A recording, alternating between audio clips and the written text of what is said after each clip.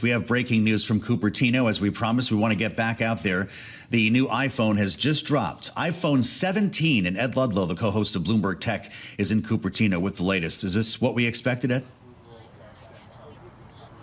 Yeah, so far we just had the base model iPhone 17, but Tim Cook at the start of his remarks said that we will get 4 variants of that iPhone 17. As a reminder, we expect them to be the base model that they're currently explaining right now, through to a Pro and Pro Max at the higher end, better performance processor that's developed in-house by Apple, stronger cameras, and somewhere in the middle, the big thing today, iPhone 17 Air, a ultra-thin variant of the iPhone 17 generation. You guys know, you may well be users, that they have a MacBook Air, they have an iPad Air, but in terms of a category that's more than half of their sales, a thin variant of an iPhone represents a push forward in the category, something that Apple hasn't done on the hardware innovation side for some time. It's playing out before my eyes in the presentation. I don't have any more details than that, other than the base variant has Apple's A19 in-house processor. What kind of processors will we get in those more expensive models? Ed, if I remember correctly from the last time I went MacBook shopping, which I admit is a while, mine has stuck around with me, the Air is far more expensive, especially when it comes to the iPhone. We're already looking for tariff increases baked into the price. Is this another cost increase on top of that tariff bump?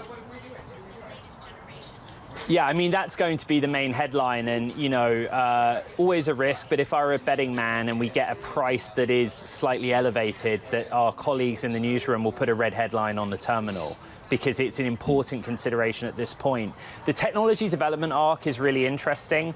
When I was at university, I won't say when, but MacBook was out then. In 2008, the MacBook Air came out. It was so expensive relative to the rest of the range. It also had some diminished features, taking into account how thin it was. But with time, Apple was able to make it a better value for money proposition. And if you read Bloomberg, Mark Gurman's reporting, that's what we expect with the Air, in this case with the iPhone. It will be expensive at first, priced between the base model and the Pro Max variants, but it will have diminished camera, diminished battery life, diminished processing power to account for the limited space, and they'll innovate on top of that in the months and years to come. I keep staring down at my Bloomberg terminal and the live feed and my social media feeds to try and give you some more information, but I'll be honest, they're just filling a bit right now and I'm waiting.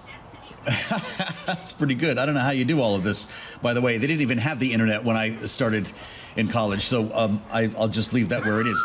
The 17, we just got a couple of details here, Ed. The entry model, lavender sage, mist blue, black and white, 6.3-inch screen. That is slightly larger than before. And Apple ProMotion with 120 hertz refresh rate. Will people notice a difference when they look at the screen? Oh, sure. Yeah, so the idea is that when you are, you know, I'm holding up a prior generation iPhone for illustrative purposes, but when you have a dynamic piece of content on your phone, you might be scrolling a website that has both text and video. What they're talking about is the phone's ability to adjust the frequency that the screen's displaying. It just makes it a better experience. When you're not doing anything, it powers down. That adds to power efficiency. By the way, the colors are important. We haven't spoken much about China.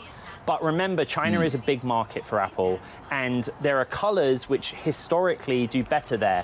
Red is one, for example. It is a lucky color in China. In the base variant, at least, I saw some pastel, beautiful-looking colors, sure, but there's nothing red there. It's an observation that I'm making to try and fill some time until I get some more details. The 17 has an A19 chip, though, that is also faster, more efficient, that speaks to the power saving and the consumer experience on your end, Ed? Yep. Yeah, the work that Apple does in-house on its processors is critically important. A19 represents to the consumer a powerful processor that speaks to the capabilities of the base model phone. Extrapolate forward, again, at this stage, because the presentation's underway, this is based on Bloomberg's reporting and Mark Gurman's reporting. But we care about the processor inside of the Air ultra-thin variant in particular, also the modem.